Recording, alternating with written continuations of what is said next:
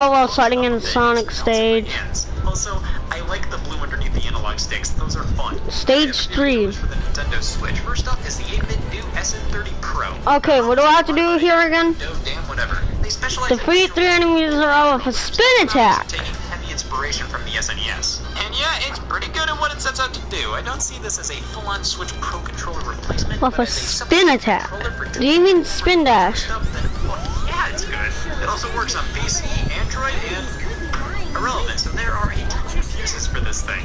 But what about a controller made specifically for the Nintendo Switch? Well, just here's the Power A wireless controller, themed after The Legend of Zelda, specifically with some Twilight Princess. Okay, I need to avoid. Okay, I mean, it's perfectly fine. It has motion controls. You also get these buttons on the back. You can map any of the other buttons to. Wrong way. However, you don't Wrong way. Rumble or NFC here. Bruh, I know. Chalk up an extra $20 for the official Pro controller. Okay, that's it. Okay, that was it. May not be worth what the Pro controller adds in terms of features, but I will say the extra $20 is worth the more premium feeling of the Pro controller. This is perfectly fine. It does the job. But at $50 for a third-party controller, I'd just spring for a Pro controller at that point. Here I have a bunch of PS3 controllers. Alright, first up, this is the sunset. Alright, let me test out the trigger. This alone, even though I'm song. It's just like an Xbox One controller. The X got rubbed off here. That means somebody must have used this thing. Rock Andy strikes again, this time with this tiny PS3 controller. This feels like something I get out of a capsule machine. Let me rewind a bit to the PS2, the DTX Tech wireless controller. And I see they had to make sure the button symbols were different enough to avoid copyright problems with Sony. Sunset, such a different feeling. One for us believing we can do better. Together we can show the world what we can do. You were next to me and I was next to you. Push your hands in until the power's on. Nothing's gonna get from me to us. And each other will put our trust. Standing united after the fight.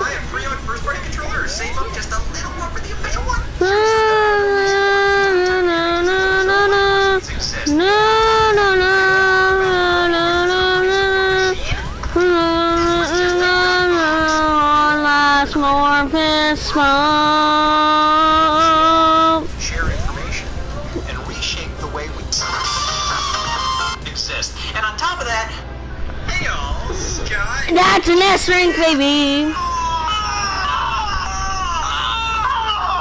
I hate walls. Why do I live here? Have you ever realized there's a reason for these things to exist? That's right. You have. Wait, did I do it correctly? For some reason, the wall companies have a monopoly on console video games. No, defeat 3 enemies in a row with a spin attack. Cartridges must be played indoors. What do you mean spin attack?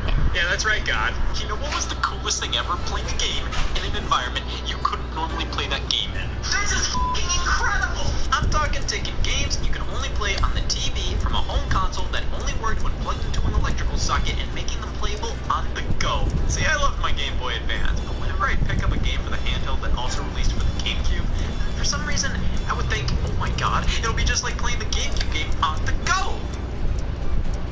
Oh, this is rich. In reality, it was almost always a completely different game. Portable consoles just couldn't keep up with the homegrown stuff. To be fair, a lot of home console games would eventually make it to handhelds, but they would generally be pretty old by the time they did. But that didn't stop me from wanting Super Mario Galaxy and Smash Bros. Both playable on my Nintendo DS.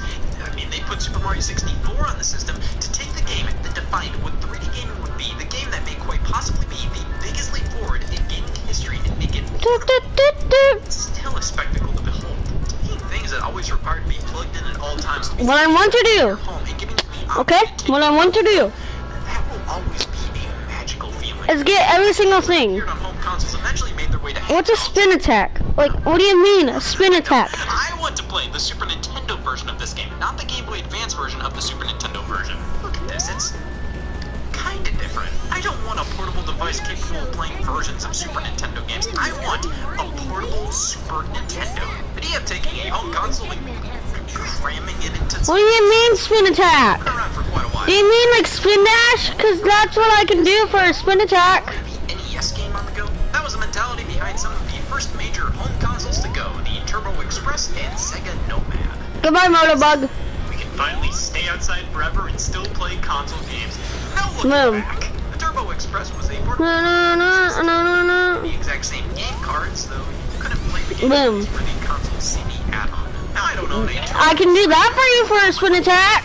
But I do have a Sega Nomad. Could you tell? Yeah, this is the size of a concerning growth. Incidentally, because that's the only spin attack that I can do right now. Considering it was released in 1995. No, oh, thank you, Spring, for saving my life.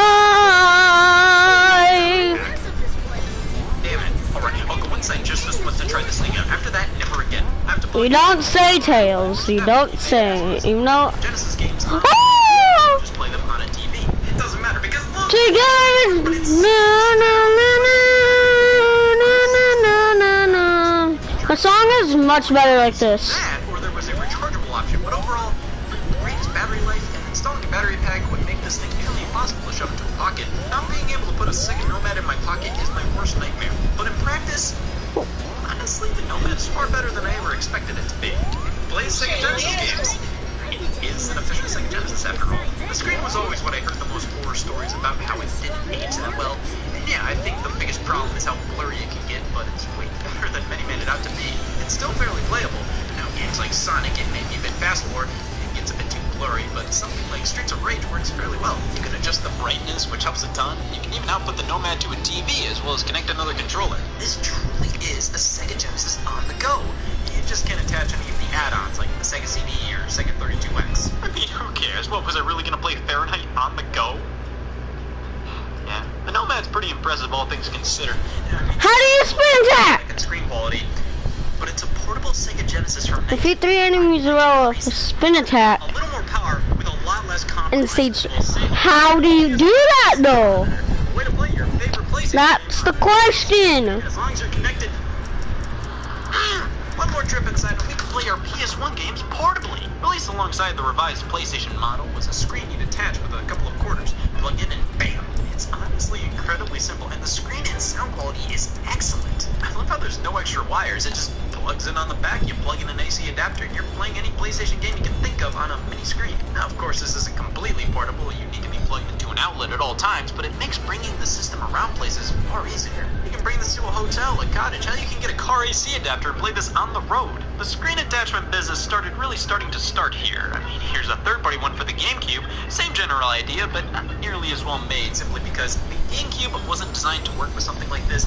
The PS1 was. So we have this fun stage growth thing where we have to attach it here and attach this. I think I'm missing a piece. But I recall seeing all these screen cases for your Xbox 360, PlayStation 3, or Xbox One, or PlayStation 4, where it's fundamentally a carrying case with a TV screen inside. This way your child can go, God forbid, a minute talking to people at grandma's. They can just bring their system with them, plug in somewhere, and keep the good times rolling. I mean, I'm guilty of this. Whenever traveling as a kid, I'd always pack up a portable DVD player in Season 3 and 4 of Wings. I'd totally be set for not talking to anybody on a trip. God, these cases are overkill. I understand wanting to play your console games on the go, but this isn't that far off from just bringing a TV with you places. As a kid, I always had the desire to play my GameCube games on a road trip rather than my DS games.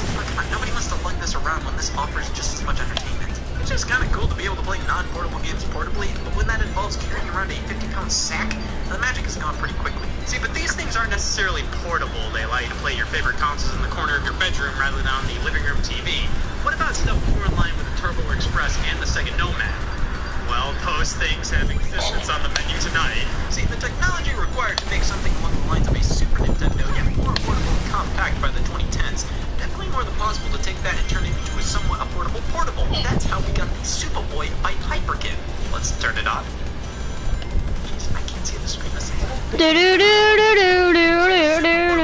is 2011 and it's why does it sound like No man, I love how it looks. It's just like a Super Nintendo controller. Pop in a cartridge and bam, we're playing Super Nintendo games on the go. why does it sound like Undertale music right now? Maybe because I bought this used, but it's one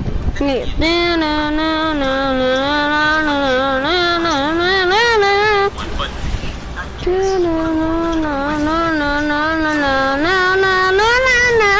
On the go, I'm not really sure if you care all too much about authenticity. At this point, we download these games on the 3DS or something. Similarly, we've got the Retro Duo Portable, also built to play SNES games. The design isn't nearly as charming. It looks like the most generic possible design for a video game controller with a screen. but it comes with an adapter to play NES games. Portably, yeah, portably. That reminds me, if you want to play Game Boy games portably, just attach the Super Game Boy to either one of these handhelds, and there you have it. Retro Duo Portable actually got a fair amount of adapters made for it, so you can play games for all kinds of systems. I'd say if you wanted to play these console games on the go, this one is still releasing new iterations of the Super Boy. This one was the original release. The later models use a widescreen display that stretches out the games. Why? What was the point of this? No Super Nintendo games were widescreen. Widescreen displays are more readily available than... Your phone is ringing. Why couldn't they have programmed these things to not stretch the games out to fill the screen? I listed this thing I don't own. Well, if you just want a portable NES, there's this guy right here, the FC Mobile 2. Look at all this stuff it comes with. Controllers, a gun. Screen's the size of a grape. No. Device. I don't see any reason to try to make this as compact as possible so you can fit it in your pocket. If in your other pocket you have to store NES carts in it. The sound's really rough and blown out. It just feels a bit too cheap for my liking. But if you really just have to play these games on the go, it works. Though it also smells weird, but I don't know if that's really a point to make talking about video games. So these modern retro console handhelds, neat, but I don't see them as anything more than a novelty. Like I said, people that just absolutely have to play video games via the original cartridges, the retro gaming purists, wouldn't they prefer playing these on a CRT with the best picture quality possible with the original controllers and unofficially made hardware and whatnot? It's still amazing to play these games via the original cartridges in the palm of your hands. I mean, that's just pretty neat. But many of these aren't the most well put together, like search for the Super Boy cartridge platform. Fighting is too fierce for us to help out as well. Plus, these cartridges are so big, I can't see anybody actively thinking, finally, I can Boom. play portably. Boom, boom, boom, boom, boom, boom, boom. Systems are nothing more than Yeet! But what if we take more modern systems and make portables out of them to finally be able to play GameCube and Wii games outside of them? That's the dream! Well, let's talk about these portable consoles. That's sort of rookie to handle. Because I don't have them. Look at these portable homemade games Goodbye. and Wii's. These are literally dreams come true. Exactly what I wanted as a kid. These are all hello, I can obviously go up here. knowledge on how to turn this thing into Wait. this. Oh, I was about to say, if it won't let me. Something like this. And sure, Mario 64D is Boom. great. But playing either Sesame, Sunshine, or Galaxy on the go. But alas, if you want a portable N64, Come on, why are we doing that? Because you're not as cool as you, Vector. If you want to be more straightforward with this kind of stuff, obviously you can just wait until your favorite console games Donkey Kong Country Returns came to the 3DS, Marvel vs. Capcom 3 came to the PlayStation Vita. Sure, these are downgraded in some ways, but